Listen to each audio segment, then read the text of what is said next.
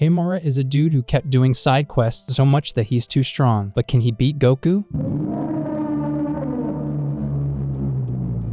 One night, a flying dragon appears from the clouds of the sky in front of a boy named Hamura. He begins to remember flashbacks of girls who died before his eyes and decides not to let that happen again. So he attacks the dragon using his sword and magical powers. Some knights who call themselves saviors join him to help him while he writes his magic spells in the sky. They manage to immobilize him for a while. When he breaks the knight's abilities and stands in front of Hamura again, he uses the thunderstorm spell to finish him off and causes a huge explosion. 6 months before this battle, Hamura was sitting with the rest of his classmates at the Academy of Sword and Magic, being one of the special students from all over Japan who managed to awaken their memories from past lives and use superpowers inherited from their ancestors, despite his stupid face and hair that reminds me of a peacock.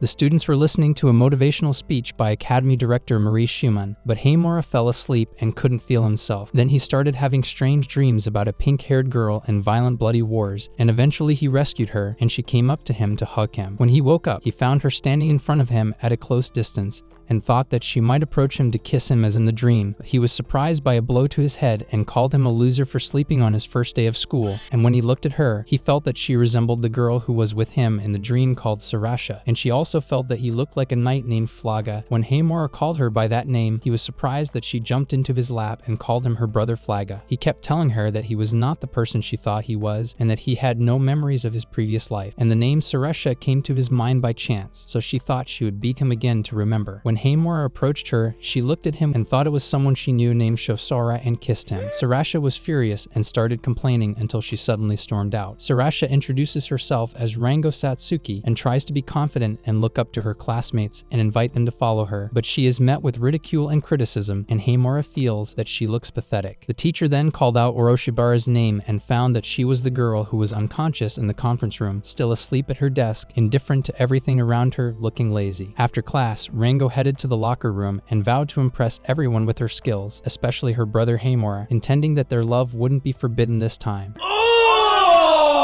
When she saw him in the hallway, she rushed towards him and asked him to go on a date after class, but he tried to evade her and told her that he was going to look for a job, and she told him that the academy rules prevent them from getting a part-time job. Oroshibara approached them and told them that the amphitheater was a disassembled dimension and that no injuries or wounds would affect them when they turned back. Then they joined the rest of their classmates in the training ground, and the teacher explained to them that there are two types of saviors, Shurigane, who use weapons and swords, and Kuruma, who rely on magic. Then he told them that he would teach them the skills of the Shurigane and activated an ability to form a light aura around his body and change his clothes. Some students were fascinated by it and wanted to try it, so he told them that this ability is called Plana, and that each of them must figure out how to bring out their own Plana. They all tried different physical movements to no avail until Rango appeared in front of them and pulled out her Plana with ease and was able to carry one of her classmates with one hand, feeling honored by the looks of her classmates. Meanwhile, Hamura hesitated to take out his Plana, and Rango joined him. They heard a student named Esiroji complaining about the useless class from his worthless point of view, and Rango walked up to him and called him and his friend scum and disgraceful to the saviors. He gets angry and stops in front of her and starts to mock her beliefs that she thinks she's a champion of justice. When she provokes him further, he pulls out his Balana, and to the surprise of their classmates, his aura is strong and bright enough. Esiroji asked to let them have a sparring match, and Rango agreed, so the teacher gave in to their wishes and judged the match himself. Then they stopped in front of each other, and Esiroji summoned his favorite weapon in preparation for the fight, and Rango in turn summoned her sword with her pendant. On the other side, Hamura was watching the fight from the stands with Oroshibara and the others, and told him that when he points his Plana at his pendant, it will turn into a weapon he used in his previous life. The fight continued, and the two exchanged attacks until Rango landed a powerful blow on him, but to his surprise, her sword flew out of her hands in one motion, and he looked at her triumphantly and ordered her to pick up her sword again to continue the fight. She felt angry and vowed to make him apologize to her after the end of their confrontation, but she was surprised by a blow from behind that caused her clothes to tear in order to embarrass her in front of everyone. So Hamura approached her and put his coat around her, while Esiroji continued to mock them and call them scum while enjoying his time. And when he called Rango weak, she could not help herself and rushed out, and Hamura felt resentful of Esiroji's bullying and followed her. After class, Hamura and Rango went on a date at a coffee shop, and he tried to cheer her up, but she kept feeling down, so he tried to encourage her and told her that she didn't necessarily have to be the best as long as she had good good intentions about saving humans. She told him that the city she lived in the past was constantly attacked by metaphysics, so she moved around a lot and couldn't make many friends because of that, but she didn't feel lonely because she had memories of Sarasha and saw Flaga in her dreams every night. Then she told him that she joined the Savior's Academy in the hope of meeting her brother Flaga again, which she strongly believes is him, and all she hopes is that she can impress him and get his praise. Then she started crying when she remembered her loss to Isuroji and felt pathetic. Oroshibara joins them and is surprised and angry. She asks Heimura if he invited her, but he denies it. Heimura tells her to leave them alone, that she is a stranger to them, and tells her that they were brothers in a past life. Oroshibara approached Heimura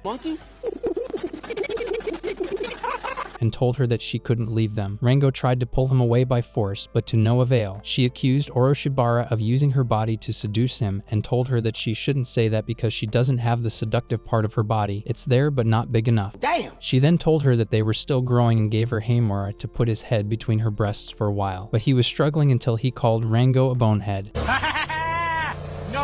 And she rushed out and left them, finally ending this part. Heimura then thanked her for helping to lift Rango's mood a little and asked if she joined them to cheer her up, but she left without answering the question clearly. In the evening, Heimura invited Isuroji to the training ground and asked him to apologize to Rango. Isuroji agreed to do so on the condition that Heimura succeeded in hitting him at least once, then took off his robes and grabbed his necklace to summon his axe and surprise Heimura with an attack before he even had a chance to prepare. Meanwhile, Rango was surprised when Oroshibara burst into her room and told her that Heimura was in trouble against Isuroji, so she rushed out while Isuroji taunted him for flying away from a light blow. Heimura felt that he was in trouble for not being able to read Isuroji's fast movements, and he was surprised by him standing behind him and trying to hit him with a powerful blow, but he blocked it with his weapon in time. And when they saw Rango standing in the stands, Isuroji told him that he would continue his fight with her after he crushed him. He was furious and kept hitting him with his weak sword in vain. Then he was surprised that his sword broke when Isuroji swung his axe at him and kept pushing him away whenever he tried to resist and continue fighting. And when his weapon fell out of his hands and he went to pick it up, Isuroji stepped on his hand and asked him if it looked like fun to him. Heimura remembered some of his and Rango's memories when she told him that he would never lose a battle as the heir to the holy sword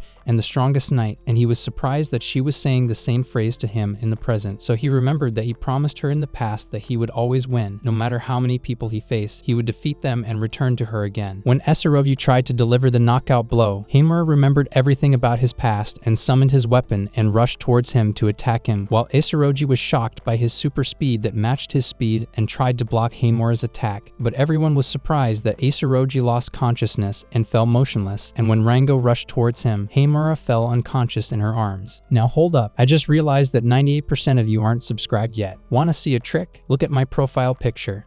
Please subscribe.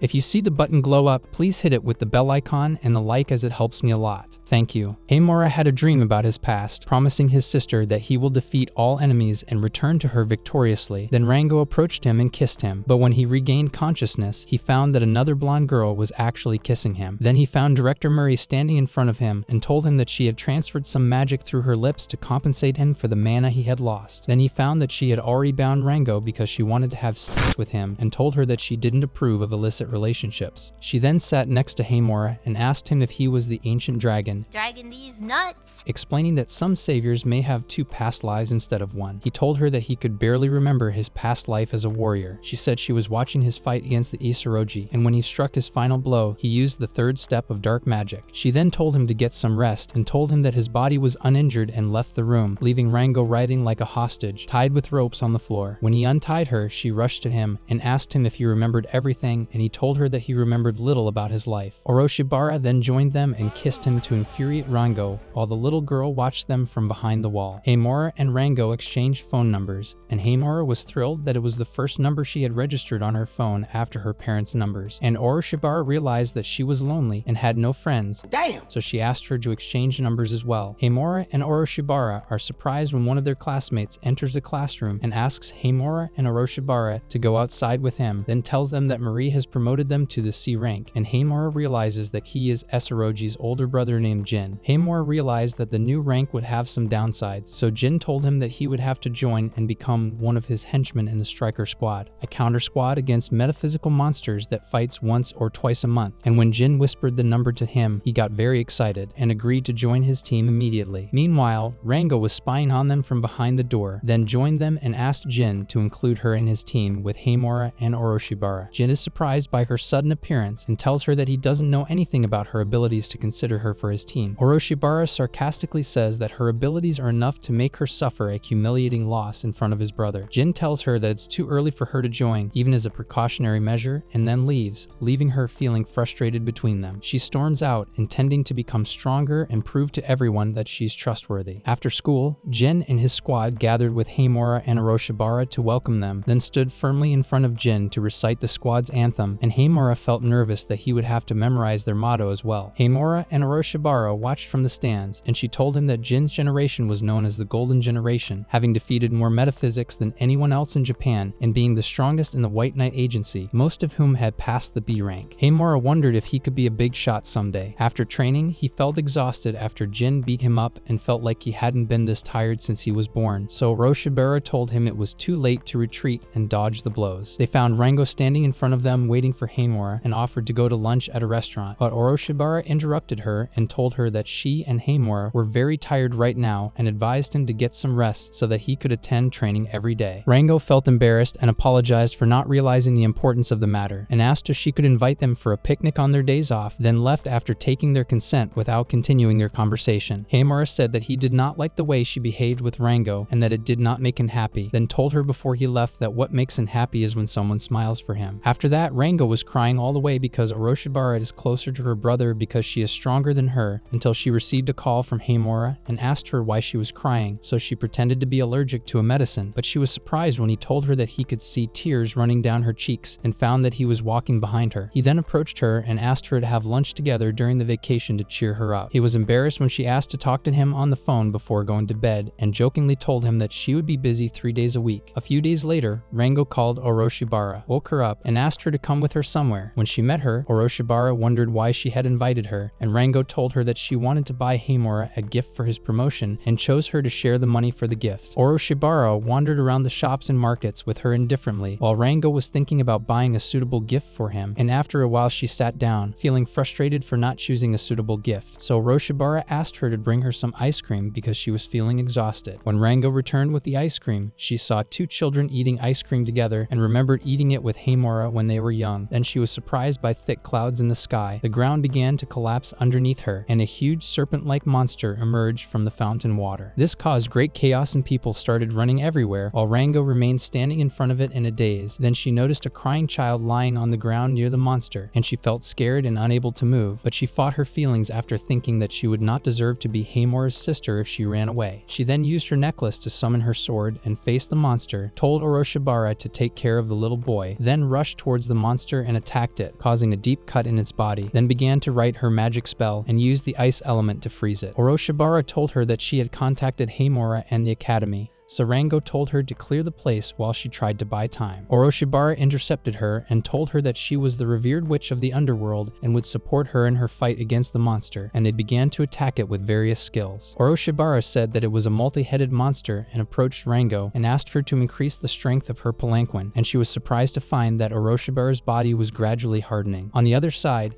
Hamura went to his squad's headquarters and told Jin that a 9-headed monster had attacked a large shopping mall, and was surprised when Jin refused to send aid there because the monster's class is higher than theirs and they would need an army of 100 people to defeat it. Hamura felt helpless and remembered when he wanted to save his parents and donate blood, and the doctor refused to take the sample because he was still young. He felt angry and refused to obey orders and told them that if they couldn't save 2 girls, they didn't deserve to call themselves the Swords of Salvation. On the other side, Rango was trying to wake Oroshibara after she fainted. The monster approached her and started to wrap its tongue around her to bind her. She felt that it was the end and she could not do anything to make her brother proud, while Hamura summoned his weapon and managed to save her in time. Then he began to hit and attack the heads and continued to tear the monster to pieces until he heard Oroshibara tell him that he must have another power to defeat it, and told him that he could do it. So he remembered some of his previous memories and began writing his magic spells until he summoned the element of fire and combined it with his sword to form a formidable force waitress, and then rushed towards the monster's heads to finish it off with one fatal blow and succeeded in saving his friends. After that, Jin decided to include Rango in their team with the rank of reserve for her courage in standing in front of the monster and fighting it despite the difference in level between them. Then he told Hamura before leaving that his decision was right to confront the monster, and Rango remained happy to join the team and was close to Hamura all the time. A few days later, Oroshibara falls asleep while sitting with Hamura and Rango in a cafe when a mysterious man enters, dancing for no reason, and sits down at the table next to them, and the waitress is surprised to find that he speaks only English. When she approached them, she found that he spoke Japanese fluently and asked him to speak it from the beginning, but he told her that he could not read the menu, then asked the waitress to bring him a specific drink and kept describing how she should make it to suit him. Rango felt angry and asked him to go to Starbucks to get him a special drink. Oroshibara realized that he was an Englishman from Great Britain when he said that the tea served in English cafes is mostly in bags, so Rango asked the cafe manager to make a special drink, and the manager made the best drink in the cafe until she told him that it contained milk, and he spit it out immediately, disgusting. When Hamura went to talk to the waitress, he was surprised that time had stopped and that the person already knew his name, and was surprised at how fast he was moving from one place to another. The person almost punched him, but he stopped and put everything back to normal with a confident smile on his face. Then he put on his glasses and left the cafe after paying for his drink. Oroshibara told them that the person was Edward Lampard, one of the 6 heads of state of the world's largest country, and he had just used a secret Gensokyo move. Oroshibara deduced that he had come for Hamura and told Rango that most countries were interested in him as well. She felt proud that her brother was the center of attention because of his strength and called Edward's behavior stupid for picking a fight with Hamura and said that he would reach the S rank at the speed of light. Oroshibara said that those who reach the highest rank have so little freedom that they need permission to take a walk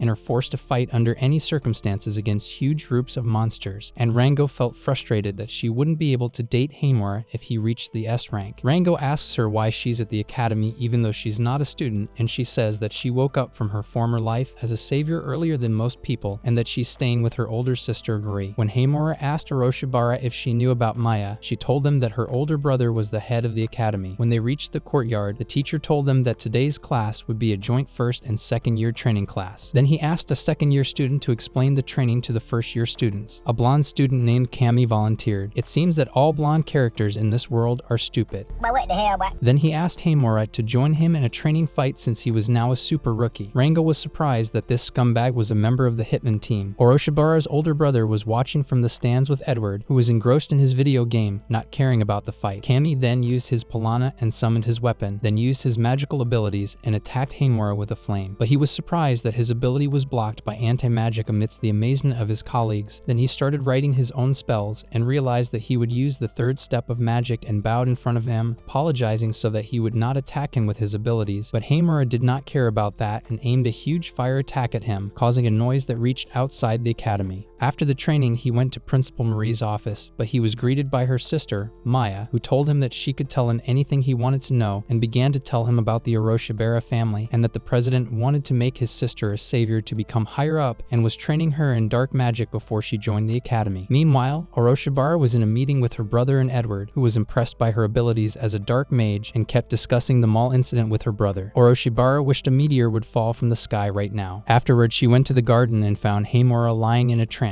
Remembering Shosora, the person she knew in her previous life, and remembering when he used the forbidden ice hell spell and froze all living things in the country. Hamura woke up after having the same dream and realized it was another memory from another past life. He seemed to have 2 past lives, but he panicked when he found Oroshibara lying on top of him, and when he looked at her, he asked her if she was the underworld witch in his past life. She claims she doesn't know what he's talking about, but he keeps looking at her. She thinks he wants to kiss her and starts to approach him. He pulls away and tells her he didn't mean to, until Rango interrupts them and chases after Hamura, trying to beat him up and scold him for sneaking up on her. At that time, Edward learned that the metaphysical monster had been defeated by only 3 people according to Marie's report, and felt that this seemed suspicious and was curious to see Hamura's true power. In the evening, Hamura went to visit Oroshibara at her home, and when she went to the dining room, she found him waiting for her with her brother. Hamura changed his hairstyle to one that made him look even more foolish than before, as if he wanted to appear wealthy. The head of the academy asked Hamura if his sister was used useful to him as a friend, and she replied that she was good for him, so he told her that she would continue to work hard until she was able to match Haemora's strength, and told him that one of the requirements was to defeat a metaphysical monster of a higher level than normal, which means that he fulfilled this requirement from his point of view, and Haemora told him that the three of them had defeated the monster. He told him that he would promote him to rank S if the other two agreed and tried to tempt him with fame and fortune. Oroshibara objected that he would be robbed of his freedom if he rose to the highest rank, but he told her that it was the family's decision. After dinner, Oroshibara apologized for her brother's selfish behavior, and when Haemora saw her room, he was puzzled that it didn't resemble Oroshibara's personality and looked like a place where she didn't belong, so she told him that her family members were not allowed to have their own hobbies. Then she rested her head on the edge of her bed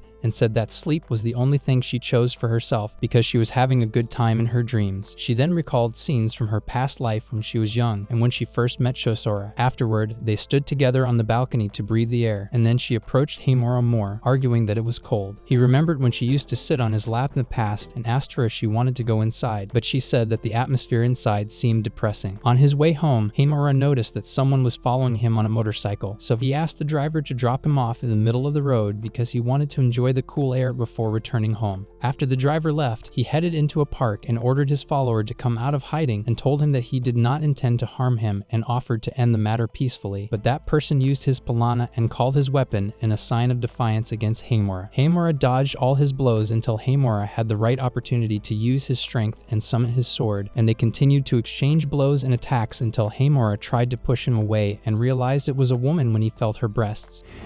Boobs.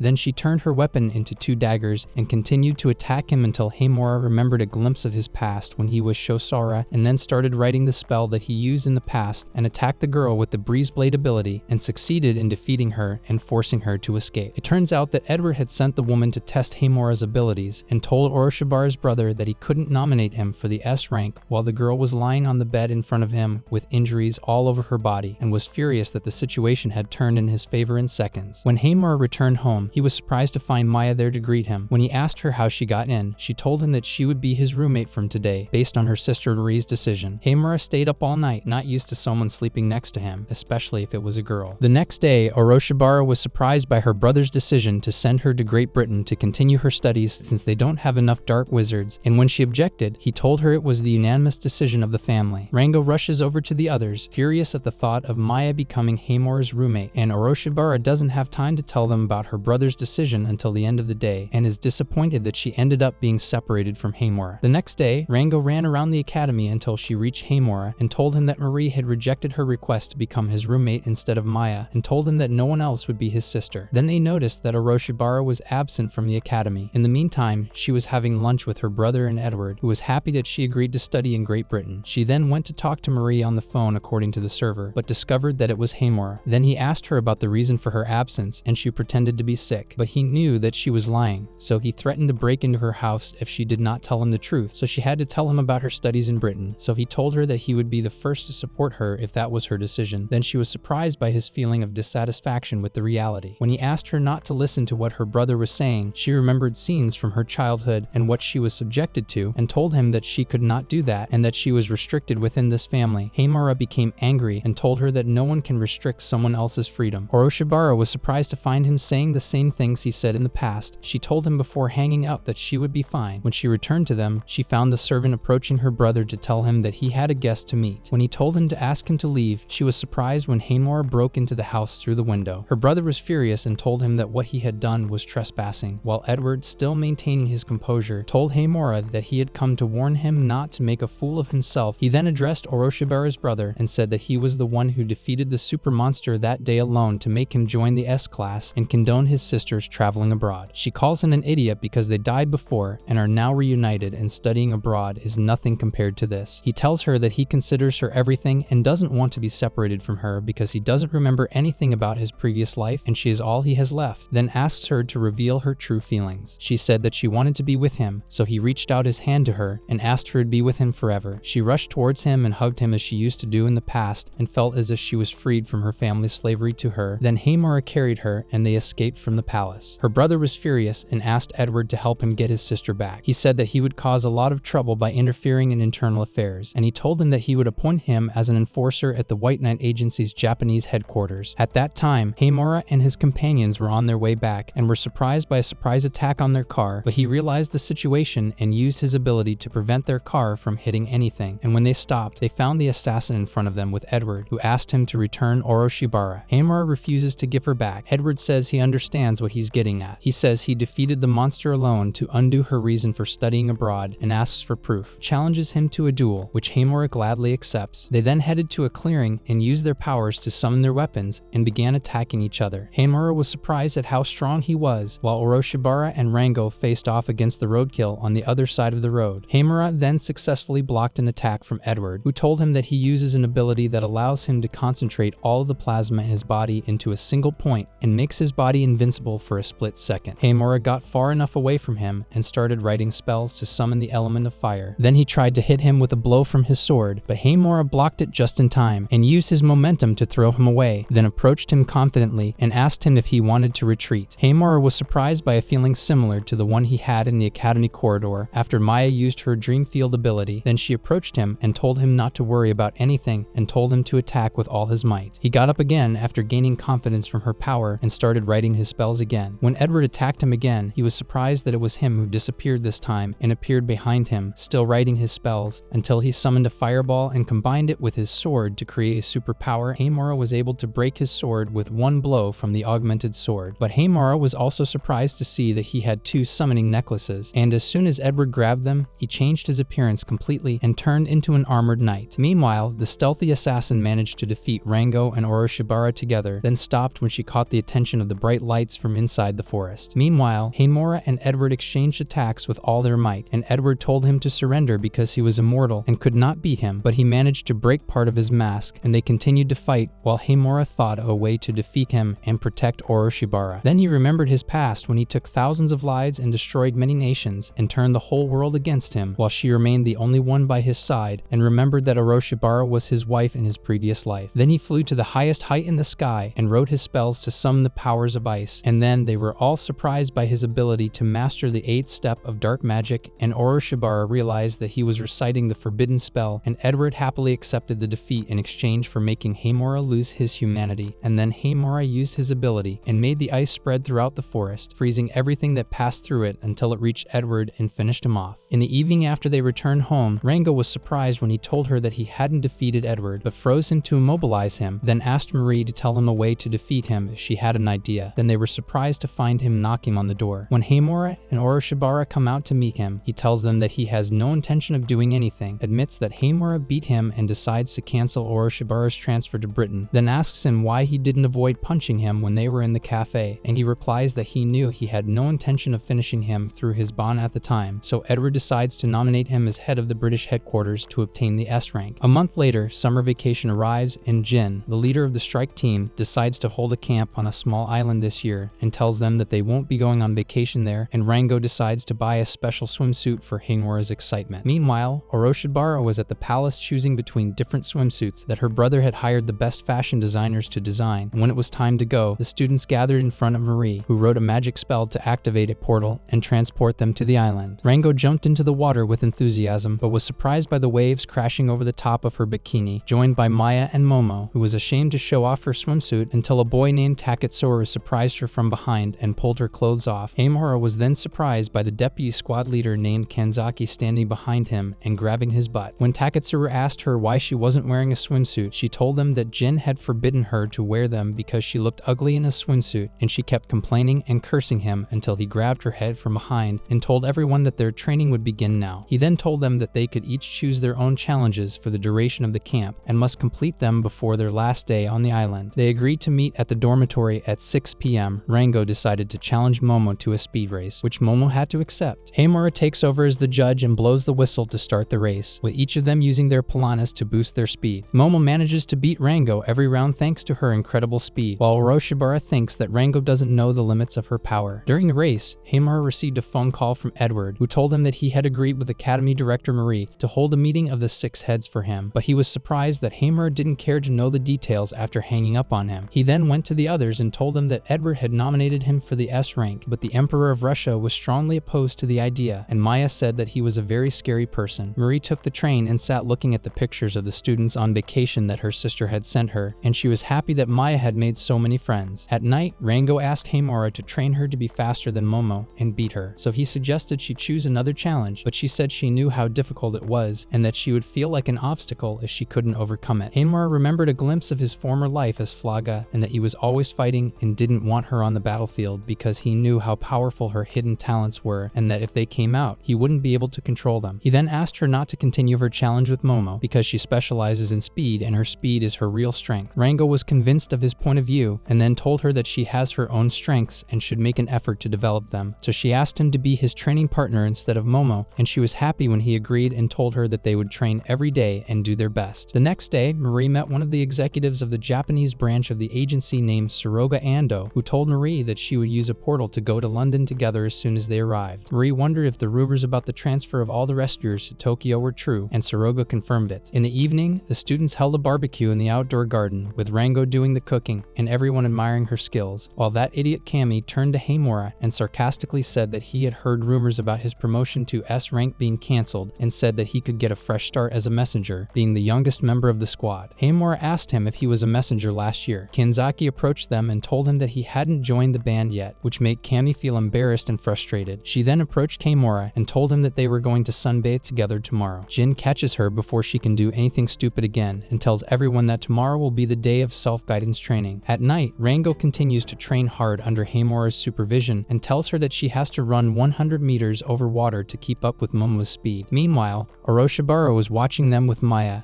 and Rango kept trying to reach the required distance until she was exhausted and lay down on the beach. Then she told Hamura that she had a strange feeling on the other side of the sea. He told her that he didn't see anything strange. She felt it was probably the cold air, so they decided to stop practicing for now, but Rango's strange feeling increased as she saw a black fog on the other side. A few days later, the camp comes to an end and everyone celebrates the end of summer vacation with fireworks at night. Momo shoots a fireworks shell at Kanzaki's butt, which she considers a declaration of war and uses her magical ability to chase them, while Kami asks Hamura to bring more fireworks. On his way back, he meets Orochimaru and finds her wearing a kimono over her swimsuit. She tells him that her brother made her wear a swimsuit and asks him to take a walk, so they sit and watch the sea and fireworks together. After that, the meeting of the six heads began, and Edward started talking about nominating Hamura for the S rank. The Russian enforcer expressed her objection to this, while Soroga agreed to his proposal, and some officials were curious about his full abilities, and Edward told them that he managed to defeat a 9-headed monster by himself, calling it a miracle. Suddenly, Soroga felt a sinking feeling in her chest and said that a super monster appeared while they were talking, and on the other side, a huge monster appeared from the sea. Then helicopters arrived at the location of the monster, while the members of the squad gathered to gather information about its characteristics. Jin then tells them that the monster is in the south and will cross the shores of the island they are on to reach Honshu City within an hour, and that the Japanese headquarters ordered them to retreat and not engage the monster in the absence of Japan's savior. Hanora notices Rango's nervousness and trembling hands and grabs her hand to reassure her and tell her that everything is fine. On the other hand, the monster manages to destroy the helicopter and cut off the transmission. So Jin thinks that maybe it is aggressive or has a sharp intelligence and orders everyone to gather their things in preparation for departure. Meanwhile, the evacuation of the island began before the monster arrived, while the six heads surrounded Soroga and prevented her from returning to Japan. One of them used his magical ability to hypnotize her, and Edward felt that it was a setup and hoped that Hamura would be able to control the situation. Hamura decides to confront the monster with Rango and Orochimaru, and Maya decides to stay with them and support them as much as possible. They are surprised when Jin joins them and tells them that he is now representing himself and not here as the leader of the group. But soon the other members joined them and asked him for permission to fight on their side. Jin told them that he is not the leader now and agreed to join them. Then they took out their weapons and recited the band's anthem to motivate themselves against the enemy. In the morning, the monster came closer to the shore, so Jin made a plan to defeat it and told them that they would lure it with the harbor sirens, while the dark mages would attack it from the left and Hamura from the front. To their surprise, the monster stops moving and they are unable to trap it. The clumsy Kami shoots fireworks at the monster, failing to hit it with at least one, but making it keep moving again, and when Kami sees it up close, he runs away. The band members were confused when they saw the monster up close and thought that their plan might not work, while Orochimaru wrote her spell to freeze it with ice, and the rest attacked it with their various magical abilities and succeeded in inflicting some damage and knocking it off balance. Taketsuru used his necklace and summoned his bow and arrows to get rid of the insects before they got close enough, and the monster began to infiltrate the city, destroying buildings. Jin then summoned his weapon and jumped towards the monster to attack it, remembering when he was training with Hamura and asked him how he could reach his level of strength. He replied that he only needed determination. Then he managed to deliver a powerful blow to the monster and caused a large hole in its body. In the meantime, Hamura played music on the speakers to attract the monster's attention. Then he took out his sword and headed towards it at full speed, and combined his magical ability with his sword to deliver a fatal blow to the monster and managed to cut off its arm. The monster tried to attack him with the other arm, but he blocked it. Jin joined Hamura and managed to cut off one of the monster's legs. Then Momo approached him and told him that the dark magicians had managed to destroy the monster's left leg, but they were surprised to find that his body had changed into many faces, and they realized that it was a multi-headed monster. Jin ordered everyone to retreat, but the monster began to make disturbing sounds through the heads, and none of them could move, even Hamura, who surrounded himself with a magical barrier, and most of them were rendered helpless by the attack. Rango, remembering Hamura's advice to keep calm and think on her feet, grabbed her sword, used a large amount of her palana, and rushed towards the insects, tearing them to pieces. Momo then went to Hamura and told him that Rango was out of control and attacking everyone in its path. He told her to run away while he dealt with the monster alone, then climbed onto its back and thought of a way to defeat it. And that's when he remembered a glimpse of his past. He plunged his sword into the monster's body and began dissecting it while Momo protected it from flying insects. Then he saw Rango losing consciousness after overcoming a large number of insects, so Momo went to her and carried her to a safe place. Hamura continued to tear the monster apart and saw Maya form a protective barrier around their teammates and remembered all his happy moments with them, and decided not to let the monster take away the beautiful things in his life, and plunged his sword further into its body and used all his magical power to finish it off and successfully disintegrated its body. Soroga regained consciousness, and when she saw that the monster had disappeared from the radar, she realized that they had defeated it, and the other 6 heads recognized Hamura's right to ascend to the S rank in anger. Edward tells them that he will be treated as a student until he graduates via a 3-year parole. On the other side, the squad members tend to the injured, and Hamura sits on the beach with Rango. After returning from the camp, Hamura went to meet the new exchange student from Russia after he was tricked by an anonymous love letter to force him to come and meet her, and he realized that it was a trap to lure him, but the girl told him that it was not a trap, and he was surprised when she told him that she fell in love with him at first sight and then offered him to enter into an official relationship. Hamura surprised her by refusing to have a relationship with her because he didn't know her very well yet. She felt very disappointed and wanted to die. Hamura tried to rectify the situation and offered to start as friends at first. After that, the new girl went to class amidst the looks of amazement from her classmates, especially the boys. Then she wrote her name on the blackboard in Russian and introduced herself as Alina Arshafina. So Rango asked her about her father's name, as Russians are known to write their names in 3s, and she replied that she has no parents and that the name Arshafina is the name of the institution in which she grew up and that she has a younger brother. Oroshibara then asked her about her goals of joining the academy and was surprised when she answered that she wanted to be in a relationship with Hamura. So Rango rushed to her and told her that she would not allow it, while Hamura sat with his hand over his face and was embarrassed. Rango then tells her that she won't allow this relationship as his sister and that she will have to go through her if she wants to express her feelings for him, but she was surprised by Alina's calm attitude towards her words as she asked her to leave her brother. So Oroshibara approached them and asked Alina what exactly she likes about Hamura. Alina answered that it was love at first sight, but they were not satisfied with her answer. So Alina asked Oroshibara what she liked about it and was not satisfied with her answer when she said that she liked everything about it, and it became as if it was a challenge between them amidst the looks of surprise from the rest of the others. After class, they all head to the training ground and Hamura is surprised that Momo knows about Alina's confession to him. Maya tells him that the entire academy knows about them now. Mare gets excited and tells them that it's good to be young and unaffected by different countries, races, and cultures, and tells Hamura to be friendly with Alina. Rango and Oroshibara stop Alina outside the academy and ask her if she's been watching them all this time, but she ignores them and asks Hamura out on a date tomorrow. Rango refused to let her go on a date with him alone and decided to go with her and Oroshibara, but she apologized for being busy, so Rango had to do it alone, and Alina vowed to prove to her that she deserved to be his girlfriend. The next day, Hamura waited for both of them for a long time until he was surprised when Alina appeared in maid cat clothes and was embarrassed by the looks of people around her and told her that these clothes are strange for the Japanese.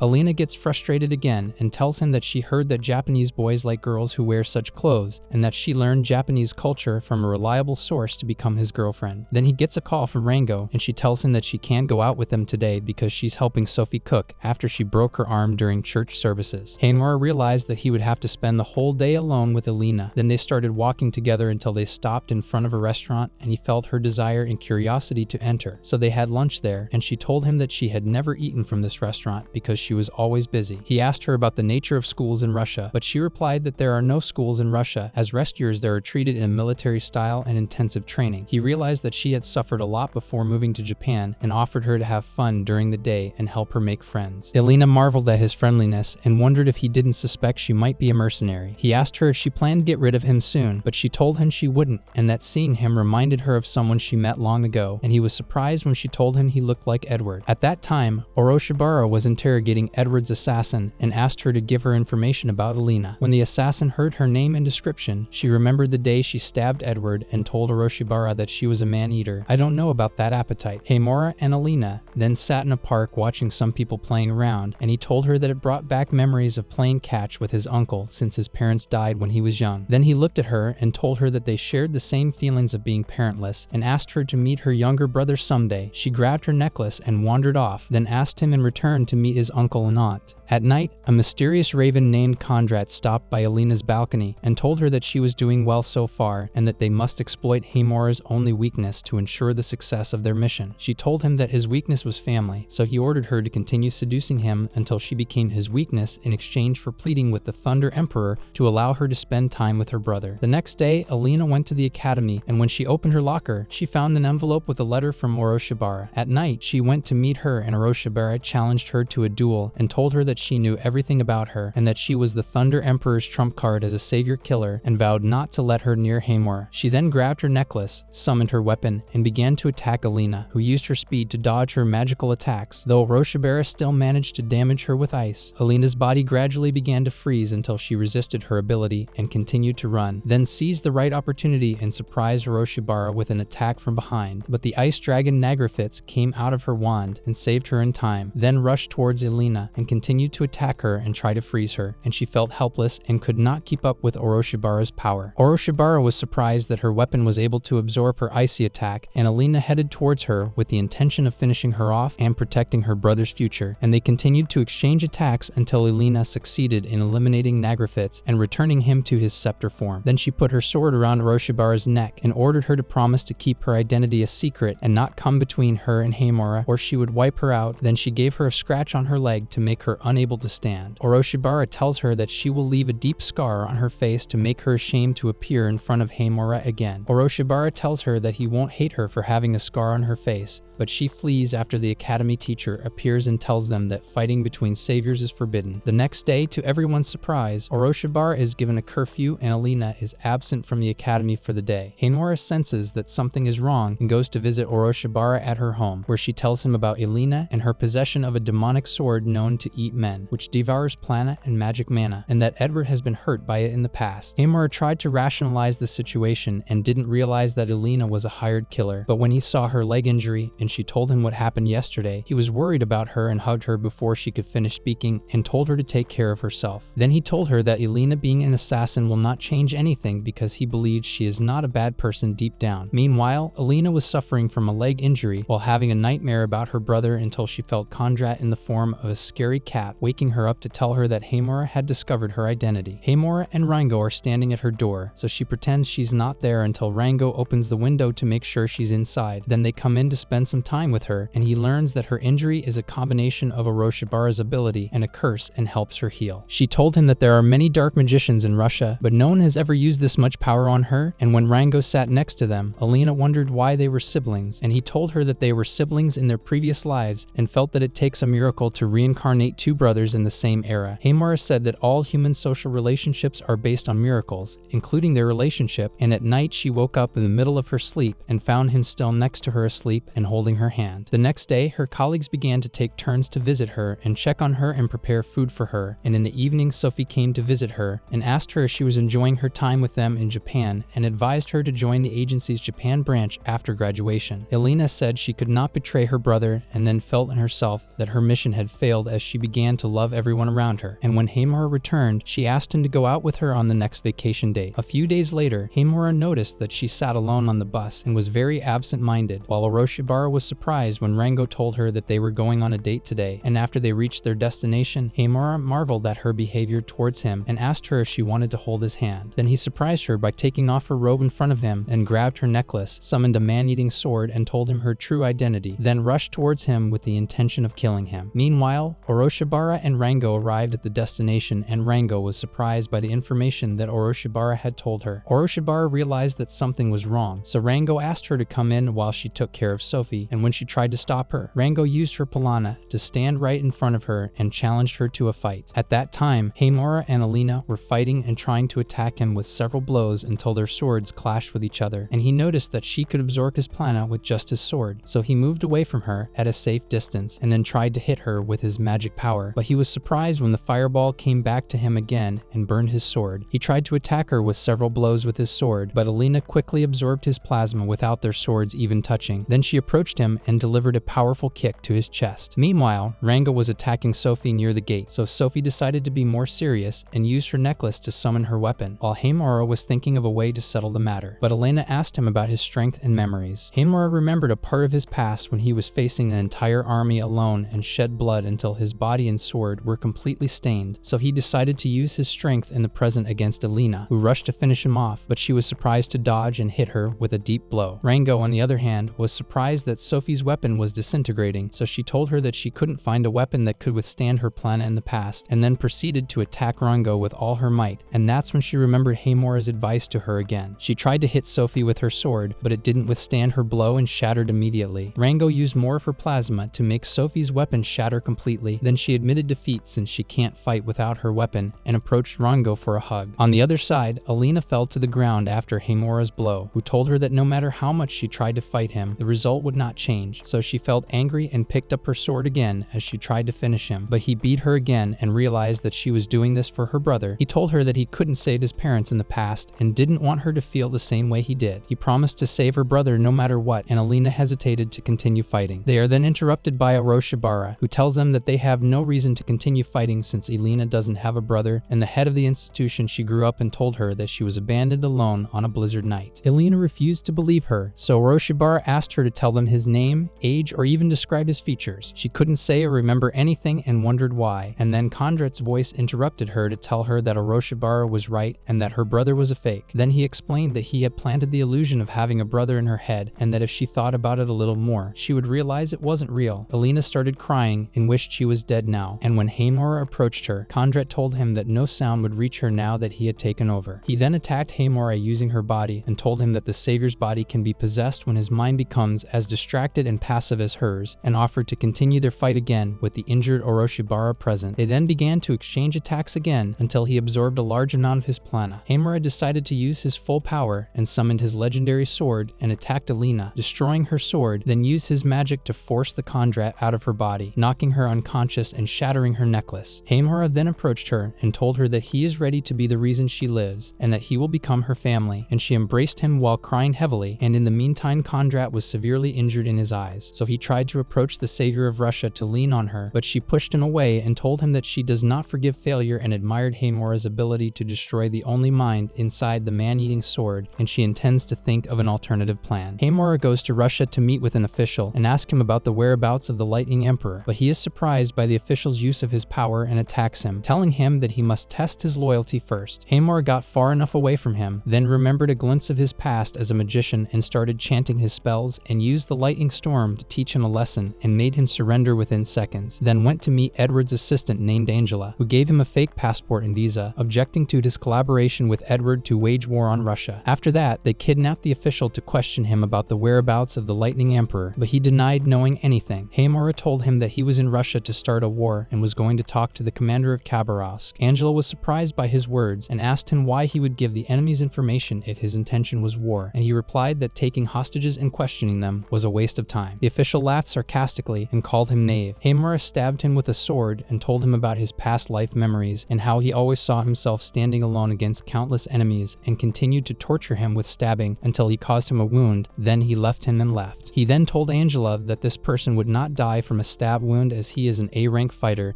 and decided to destroy the regional commanders in Russia as long as he does not get enough information from them, and at the same time force the Lightning Emperor to move. Meanwhile, the official managed to untie him and escape. He then drove to the Lightning Emperor's palace and knelt in front of the woman until she appeared and told her that he had been defeated by Hamora and had to end his life. He asked her to let him take him with him, but she refused and told him that she hates failure and ordered him to die. But when he told her that Hamora could not finish him with the lightning storm, she confirmed his loyalty to her and finished him herself, and used her Dragon Bolt ability and burned the palace to the ground. Elsewhere, the Empress of Lightning sips her drink while her followers ponder Hamora's next move. The Empress decides to reinforce their defenses around Krasnoyarsk, only to be surprised to find that they will have to give up all at eastern Siberia to tighten the noose around him. In the middle of the night, Hamora woke up on the train and found Angela in the next bed. When he came out, he found her on the phone and concluded that she might be talking to Edward. The next day, Rango was furious that Alina said she wanted to be Hamora's younger sister and told her she was his only sister in all time and space. She said he told her he was going to be her family, and Oroshibara was bored with them fighting over silly things. Then she told them to stop fighting and think of Hamora fighting a war alone for them. Then they headed out and met Maya on their way, hoping that Hamora would come back and win his war, and Rango trusted that he would never lose. Meanwhile, Hamora and Angela arrived in the city of Chabarovsk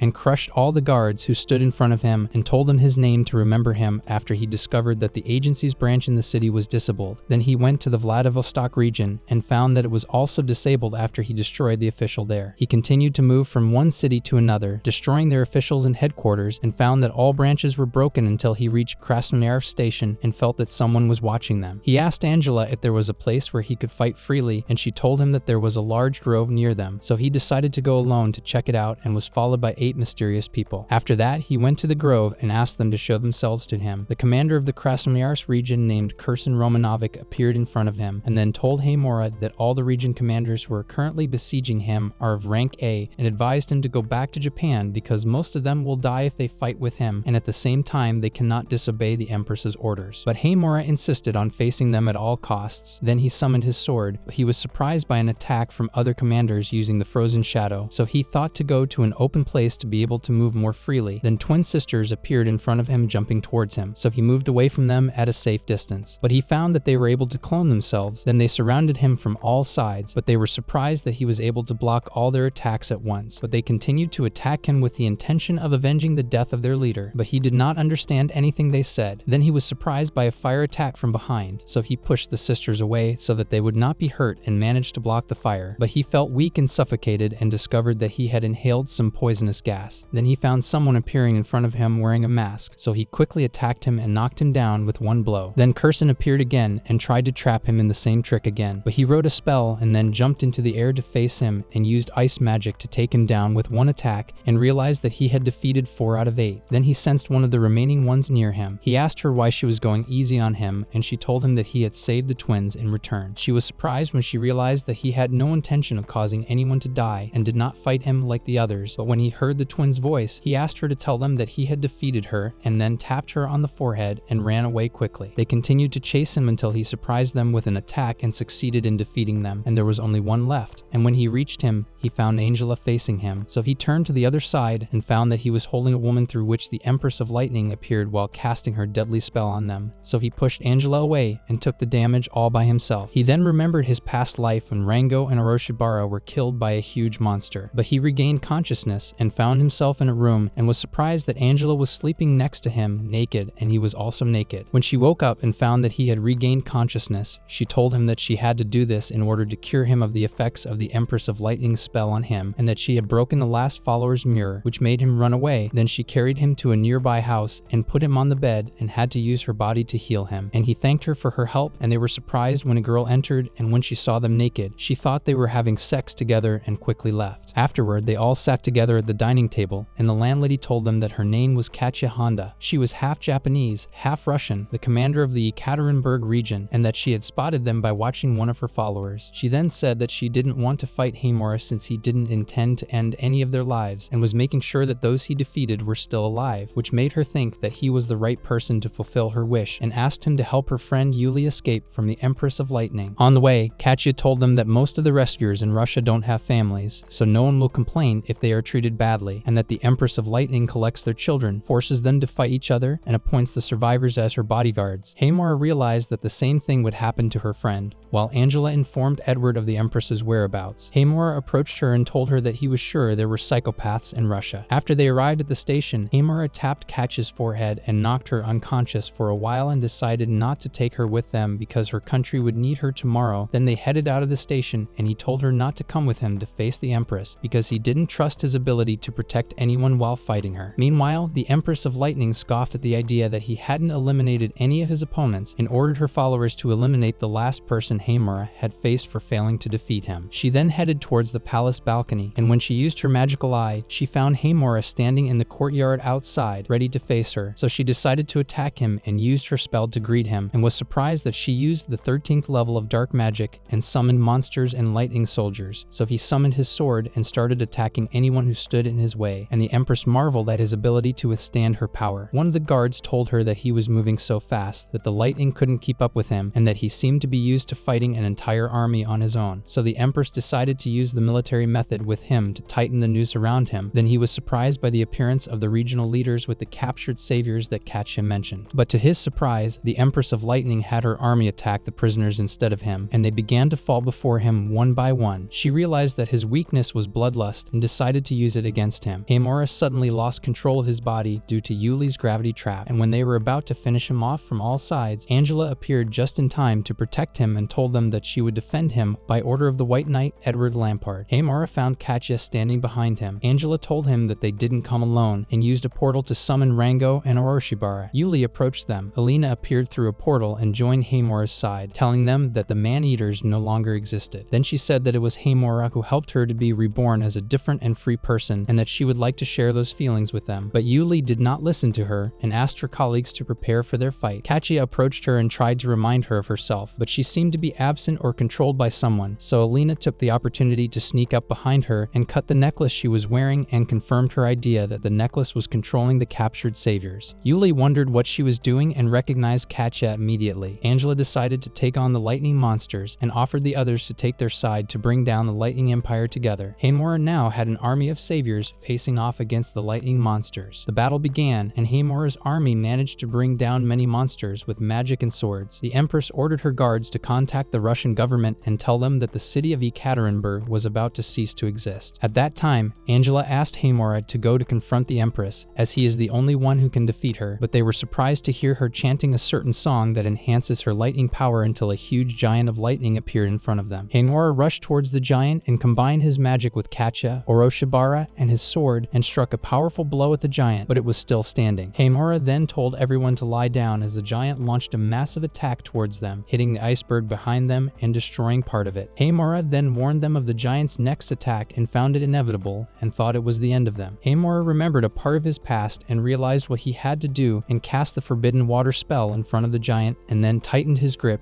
and threw a punch at the land to become a vast area of the sea and caused the giant to be immobilized, and then tied him up and ordered the waves of the sea to squeeze him until he broke into particles in front of them and disappeared from existence. Meanwhile, the Empress of Lightning was stunned that she had been defeated by Hamura and was surprised by her guards abandoning her and fleeing because they became more afraid of him than of her. And when she turned in front of her, she found Hamura at a close distance from her. So she told him that she had not lost yet, but when she used the Dragon Bolt, she did not succeed in front of his water power, so she knelt on the ground in despair and begged him to leave her alive in exchange for becoming his servant. He approached her and asked her how she could beg for her life while mercilessly eliminating her followers. She told him that she did not want to lose the empire and asked him not to take away her power. Hamura felt even more angry and told her not to take the lives and property of others if she did not want anyone to take them from her. Then he left to return to his friends after fulfilling his promise to them not to shed blood. The news of Hamura and his friends' victory in the Russian war reached the academy, and they all celebrated his his return home again tomorrow. Maya was disappointed because she thought he would return this evening, but Marie asked her to be patient until tomorrow. In the evening, Angela scolds Hamora for using a forbidden spell against the Lightning Empire and causing the entire map of Russia to change. Katia tries to calm things down and tells her that scolding him in the sauna is not a good idea. Hamora wonders about sharing the same bath with the girls, and Angela tells him that this is the style of bathhouses in Finland. Katia tells them it's okay, especially since she's seen them naked in the same bed before. The Hamora girls are shocked and rush over to them. They ask Angela to explain, and she says it was complicated back then. Alina is frustrated that her brother slept in the same bed with an English girl. Rango was furious and told her not to mention the sibling thing again, but Alina insisted that Hamora was her older brother and challenged her to a sisterhood duel. The challenge was to pour water over the coals until they got hot, and whoever gave up first lost. They continued to do so until it started to get worse, and the girls started to get out of the bath. Then they started exercising in the bath to test their stamina, and tried all the different physical challenges under the high temperature until Alina finally gave up, and Rango celebrated her victory and proved that she was Hamora's only sister, but soon she fainted next to her. Oros